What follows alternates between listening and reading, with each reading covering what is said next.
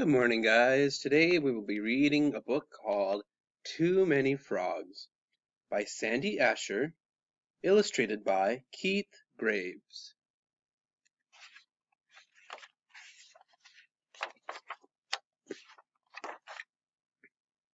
Rabbit lived by himself in the hollow of an old tree. He cooked for himself, he tidied up after himself, and at the end of each and every day he read himself a story. It was a simple way of life, no fuss, no clutter, and Rabbit liked it. But one rainy evening he heard a knockety-knocking at his door. "It's Froggy," croaked a deep voice. "Don't care for this storm." Rabbit opened the door. "I was about to read myself a story." "Love to listen," Froggy cried, and hopped right inside. "Don't mind, do you?" "I suppose not," Rabbit said. So Froggy listened while Rabbit read his story. "Well done!" he cheered when Rabbit had finished. "Storm's ended, too. Thanks for your kindness. Toodaloo!" The next evening, as usual, Rabbit finished dinner, tidied up, and sat down to read himself a story. But before he could begin, he heard another knockety-knocking at his door. "It's Froggy," croaked the same deep voice. Rabbit opened the door. "I was about to read myself a story."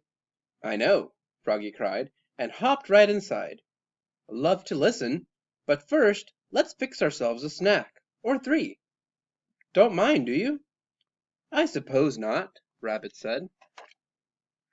So Froggy hopped and popped and whipped and flipped and mixed and fixed a snack or three. Too much fuss, Rabbit thought. But Froggy listened while Rabbit read his story. "Well done!" he cheered when Rabbit had finished. "Snack's gone too. Thanks for your kindness. Toodaloo!"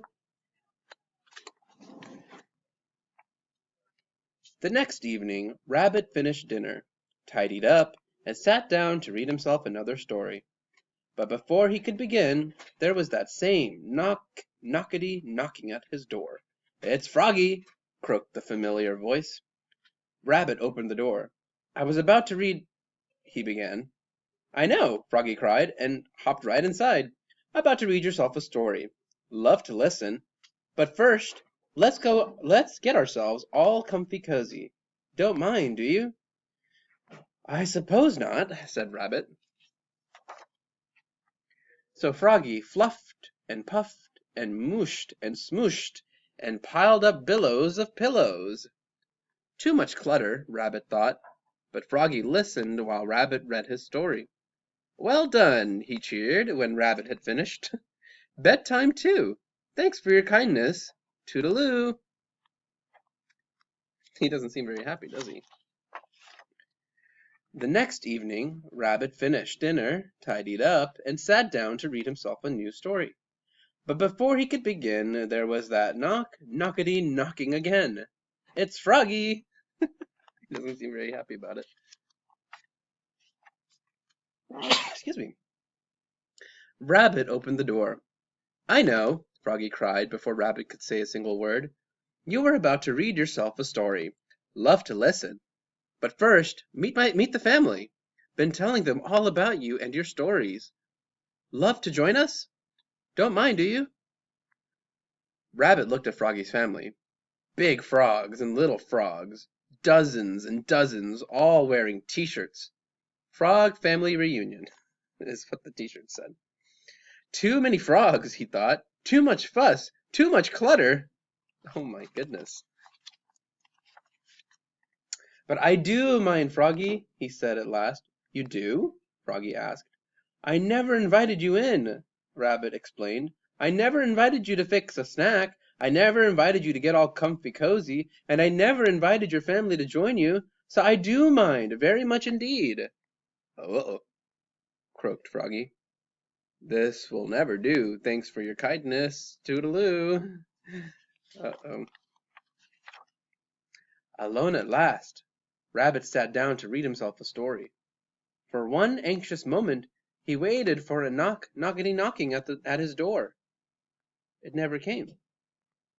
Don't mind, do you? He asked himself with a chuckle. Most certainly not, he answered himself, and began to read. It was a good story.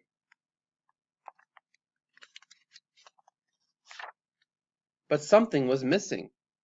Snacks made a good story better, he thought. So he fixed himself a snack and read on. It was a very good story. But something was missing. Pillows make a good story better, he thought. So he fluffed himself a pillow and read on. It was an exceptionally good story. But something was missing. Something was still missing.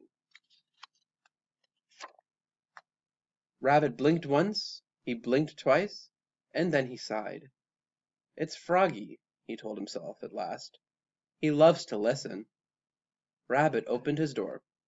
There sat Froggy and his family, waiting patiently to say they were sorry. Never meant to be rude, Froggy said. Brought you a t-shirt. Frog Family Reunion. Thank you, Rabbit said. I was about to read a story. Would you like to join me? Love to listen, cried the frogs. And in they all hopped, big frogs and little frogs, dozens and dozens. Rabbit offered them a snack, or three, and helped them fluff their pillows. Then every frog listened while Rabbit read a story. Well done, they cheered when he had finished. So many frogs, Rabbit thought. So much fuss, so much clutter. It was a different way of life, and Rabbit liked it. The end. Ooh, and you notice here in the back of the book is where the dedication page was. For Elizabeth and Judy Bauman, and in memory of Ron, for Tambo. Too many frogs.